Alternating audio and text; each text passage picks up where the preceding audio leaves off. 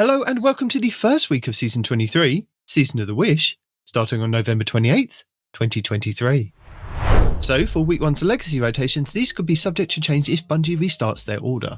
But saying that, they should continue in the same order that they have done for the last few seasons. So, let's get started with the Forsaken expansion. Ready if you are.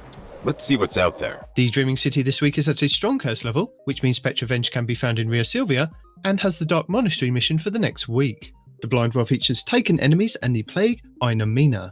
The Ascendant challenge this week will be the Keep of Owned Edges, which can be located over in the Harbinger Seclude on the Dreaming City. Next up, the Shadowkeep expansion. On the Moon, the weekly story mission is in the Deep. The Trove Guardian is located in the Hellmouth, while the Wandering Nightmare is the Nightmare of Hawkis in the Anchor of Light. And the Nightmare hunts this week will be Fogoth, Fear, Ghoul, Rage, and Tanic's Isolation. For our Beyond Light expansion, on Europa this week, Praxis the Technocrat will be the Empire Hunt, Cadmus Ridge will be the Eclipse Zone, and the Exo Challenge will be Safeguard. For the 30th Anniversary expansion, Dares of Eternity Legendary rounds are Hive, Vex, and for the final round, Valister Arc. The loot rotation will be on Week 4's rotation, with the Scatterhorn armor set and the Pathfinder armor set being available. The weapons available this week will be the Stasis Precision Frame Shotgun Fractathis, the Solar High Impact Frame Auto Rifle Cryosura Milo, the Stasis Precision Frame Hand Cannon Vulpicula, the Arc Precision Frame Bow Wolftone Draw, the Solar High Impact Frame Fusion Rifle Iotona Draconis, the Solar Rapid Fire Frame Heavy Grenade Launcher Canis Major, the Arc Vice Rapid Fire Frame Scout Rifle Contingency Plan, the Kinetic High Impact Frame Pulse Rifle Legal Action 2, the Solar Rapid Fire Frame Heavy Grenade Launcher Outrageous Fortune, the Void Adaptive Frame Sword Steel Syllabus C14, and the Kinetic Lightweight Frame Sidearm Spoiler Alert. For the Witch Queen expansion, the Witch Queen weekly story mission is the Communion, where the modifier is Empath, as well as Barrier and Unstoppable champions. Also this week you'll have Altar of Reflections Catalyst, and Altar of Reflections Insight. The Wellspring activity has been updated to include a featured Throne World weapon, Veritas armor, and a weapon pattern as its rewards. For the Lightfall expansion, the weekly mission is Desperate Measures, with Barrier and Unstoppable champions, Solar Threat, Empath, Overcharged weapons, Arc and Strand Surges, Overcharged Glaives, and Galvanized on Hero difficulty only. The Partition mission will be Hard Reset, Contest mode enabled with Barrier and Unstoppable champions, Arc Threat, Scorched Earth, Pestilence and Martyr modifiers, Arc and Strand Shields with Void and Strand Surges. And the Vex incursion this week will be Liming Harbour. In addition, the weekly Lightfall reset also refreshes the Pinnacle drop for the Node Override Avalon Exotic mission on the EDZ. For the Season of the Deep, all 3 fishing ponds are now exotic all week. Raids and Dungeons. The Crota's End raid challenge this week is the 3rd encounter, Earute the Deathsinger, called Equal Vessel. All 6 players must rotate the Chalice of Light buff in the same order throughout the entire fight. Each player cannot hold the Chalice again before all 5 other players have. Plus, if you complete the weekly challenge on Master, you'll get an Adept weapon. The Adept weapon you get is a random drop, but works on a knockout system. You will get a new one with every challenge you complete every week until you've unlocked them all. The Root of Nightmares raid challenge this week is the 4th encounter, Nezarec, called All Hands.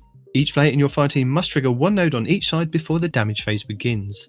The Kingsfall raid challenge this week is the 3rd encounter, Golgoroth, called Gaze Amaze.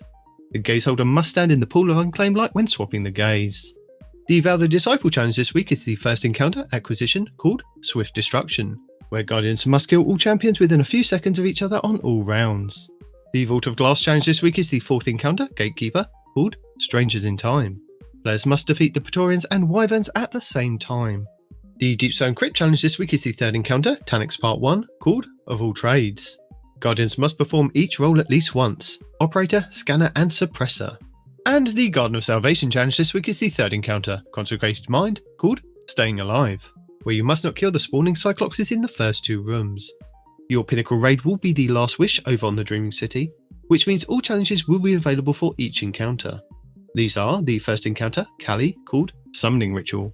Players must activate and cleanse all 9 plates, then kill all 9 knights and ogres before damaging Kali. The 2nd encounter, Shurichi, called Witch Witch. Guardians must not get hit or take damage from Shurichi's Arc Blast. The 3rd encounter, Morgoth, called Forever Fight.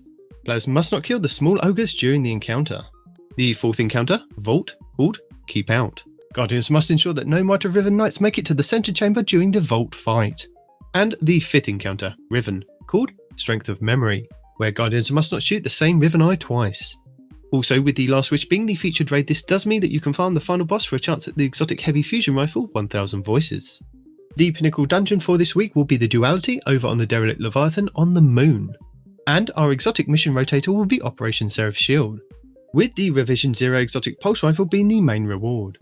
Craftable weapons available from this mission include the Stasis Aggressive Frame Linear Fusion Rifle Fire and Forget, the Arc Lightweight Frame Bow Tripwire Canary, the Stasis Aggressive Burst Pulse Rifle Disparity, the Arc Adaptive Frame Trace Rifle Path of Least Resistance, the Solar Aggressive Glaive Judgment of Kelgaroth, the Void Rapid Fire Frame Machine Gun Retrofit Escapade, the Void Precision Frame Hand Cannon iCalos HC, the Solar Rapid Fire Frame Shotgun iCalos SG, the Solar Rapid Fire Frame Sniper iCalos SR, and the Arc Aggressive Frame Submachine Gun iCalos SMG, with the Warmind's Avatar Armor Set. Next up, challenges. Unfortunately, as this is a new season, the challenges won't be available until the Season of the Wish goes live in game. Hello! This season will see the introduction of Gunsmith Engrams, as well as a selection of Foundry weapons for completing Legend and Master Lost Sectors while solo, with Legend being a 70% chance to Master being 100%, assuming the Guardian is thorough enough to leave no champion standing. Thorough completions on Master difficulty will also have the advantage of weapons dropping an additional perk in either the 3rd or 4th column. The weapons available from the Lost Sectors are grouped into 4 weapons per day over 4 days, and after the 4th day the cycle repeats back to the first set. The following weapons will be available from the Lost Sectors during the Season of the Wish. Day 1, the Strand High Impact Frame Fusion Rifle Nox Perennial 5, the Strand Adaptive Frame Auto Rifle Old Sterling, the Solar Rapid Fire Frame Grenade Launcher Marsilian C, and the Stasis Omolon Adaptive Frame Sidearm Sinua SI6. Day 2, the Stasis High Impact Frame Pulse Rifle Cyhamatic 5, the Strand Precision Frame Scout Rifle Glissando 47, the Strand Vice Rapid Fire Frame Sniper Rifle Urakanji, and the Arc Adaptive Frame Sword Nazaruddin. Day 3, the Solar Lightweight Frame Sidearm Heliocentric QSC, the Kinetic Aggressive Frame Sniper Rifle Last Foray, the Arc Aggressive Frame Shotgun Hand in Hand, and the Kinetic Lightweight Frame Pulse Rifle Battle Scar. Day 4, the Nadir Void Adaptive Frame Sword Geodetic HSM, the Arc Aggressive Frame Hand Cannon Combined Action, the Void Wave Frame Grenade Launcher Harsh Language, and the Solar Adaptive Frame Auto Rifle Coronature 22. Also, with this being a new season, we will have a legendary Lost Sector shake-up, meaning we won't know the order of the Lost Sectors until we've had a full rotation.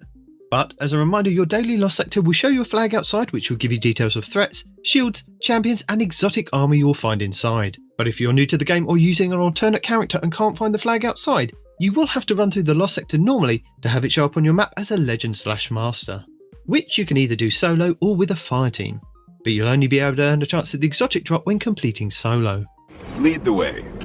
Our first featured Nightfall of the season will see us face off against Urinath, Light Cleanser in the Psyops Battlegrounds Cosmodrome, where you have a chance to get a Pinnacle engram if you complete the Nightfall with a score of 200k or more.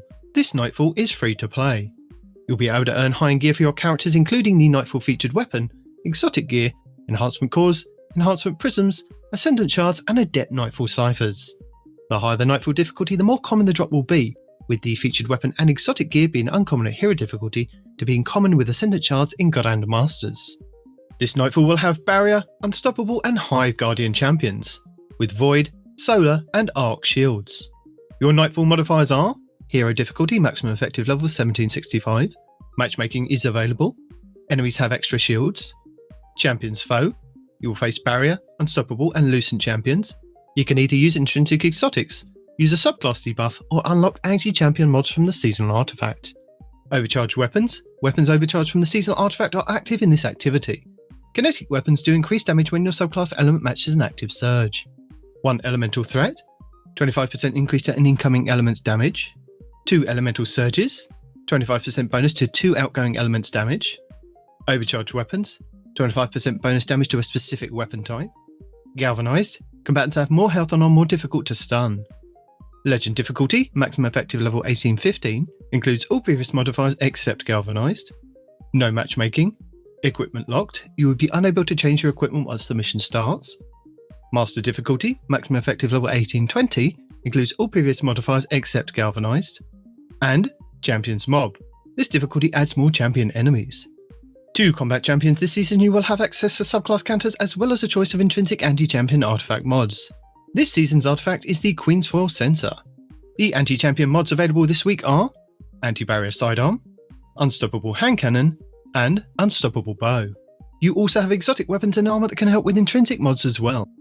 For Anti-Barrier, the Kinetic Bow Wishender, the Kinetic Linear Fusion Rifle Arbalest, the Kinetic Pulse Rifle Revision 0, the Solar Energy Hand Cannon Ariana's Vow, the Solar Heavy Sword The Lament, and the Titan Gauntlet's Second Chance, which gain a second charge of a shield throw melee which becomes shield piercing and stuns barrier champions. For Unstoppable, the Kinetic Fusion Rifle Bastion, the Kinetic Hand Cannon Malfeasance, the Kinetic Scout Rifle Touch of Malice, the Solar Energy Sidearm Devil's Ruin, the Void Heavy Bow Leviathan's Breath, the Titan Gauntlet Sash and Wake, where Fusion Grenade hits stun unstoppable champions, and the Hunter Gauntlet Zathras' Embrace, which have a chance to stun unstoppable champions with their empowered weighted knife. Launch activates Checkmate Control to the Crucible for the 6v6 playlist for the first week of the season. Checkmate Control is a modified version of Control, where rich primary weapon fights can happen more often, and gun skill can be augmented by communication and strong positioning. You will still have to capture the control point, but primary weapon damage has been tuned to feel a little differently from the rest of the game, without it being too jarring. This should reduce the gap between the faster killing weapons and the average time to kill, and in general pushing longer range primaries into the slower killing profiles. Players' health has been increased, but the passive regeneration of grenade, melee and class abilities has been reduced by 50%, and supers by 40%. You will also not spawn in with special ammo. Instead, you will have to earn it by generating points from kills, assists, deaths, zone captures and gathering heavy ammo. You won't lose points accumulated on death, and special ammo you earn persists through lives and rounds. Additionally, you do not drop special ammo on death. This all results in slightly longer combat encounters that reward skill and consistency. And Rift returns in the Party Relentless playlist. Rift is a 6v6 game mode that focuses heavily on objective-based gameplay and not just killing the enemy team. Instead of accruing points based on defeating enemies, players can score points by picking up the spark and dunking into their opponent's rift, which is near the enemy spawn. A team can either win by scoring 5 points before the opposing team can, by scoring 3 points without the enemy team getting a look in, or having more points when the time runs out. The spark spawns in the centre of the map and starts to charge after 6 seconds of the round starting, and becomes visible for all players on the map. After another 12 to 13 seconds, the spark is available for players to pick up, giving both teams approximately 20 seconds to fight over the spark before either side can pick it up. For 5 seconds after a player picks up the spark, they become marked on both teams' maps. After that, they're only marked on their own team's map unless they are in view of the enemy team. The carrier can only hold onto the spark for 1 minute and 15 seconds. After that, the spark detonates, killing the carrier and those around them before resetting. Should the carrier die in any way that isn't from the spark detonating, the spark drops at that location. If a player picks up the spark whilst in their super, they are immediately pulled out of their super. Furthermore, they will not gain any more super energy whilst holding the spark, and will be unable to use their super even if it is fully charged. If a player dies, they must wait 10 seconds before respawning, but their teammates can revive them during this time. This forces players to focus on teamwork to help push up on their enemies, but can also leave some players out of the game for an extended duration if their team can't or won't revive them. Elimination will also be available in the 3v3 playlist. Elimination is a 3v3 game mode that focuses on eliminating the enemy team. Teammates can revive each other, but cannot revive themselves. The first team to eliminate the other team wins the round. If neither team have been eliminated after 2 minutes, then a control point will spawn somewhere on the map. The team that captures the point will win the round. If neither team can capture the point, then whichever guardian is closest to the centre of the point will win the round. Heavy ammo will spawn in the round after a team has won 3 rounds. The first team to win 5 rounds wins the match. Delightful! And Saint 14 will be back at the weekend with Trials of Osiris Dominion, bringing with him a whole host of rewards for players who do make it to the lighthouse and open the chest. These include the Hero's Wake exotic Ghost Shell, the Valiant Memory exotic Ship, the Survivor's Journey exotic Sparrow, a new armour set, and the new Trials Shader Visor Regalia. Trials of Osiris Dominion is a 3v3 PvP high stakes game mode with a twist of a capture point. In Dominion, 2 teams of 3 go head to head in a battle for control of a capture point. Teams can either work together to capture the control point or eliminate the enemy team to win the round. Only available from Friday reset until Tuesday weekly reset, Trials gives every player the chance to show off their PvP skills to obtain some of Destiny's most sought after weapons and armour. Players that compete in Trials of Osiris will have all of their games tracked to a passage card, a ticket purchased from Saint 14 in the lower hangar of the tower. Winning rounds and matches in Trials of Osiris will grant exclusive weapons, armour, Pinnacle gear, masterwork materials, and even adept gear for the most skilled players who can reach the lighthouse with a flawless ticket of 7 games won and no losses. 5 round wins will bag you the match for your passage card. By competing in trials, you do have a chance to pick up 2 Pinnacle engrams from playing each week, one from 50 round wins and the other from winning 7 games. These do not have to be done all in one go, but you do have to complete them before the weekly reset. That is amazing. And that's it for the first week of Season of the Wish. Thank you for watching. Allons-y. Guardian down.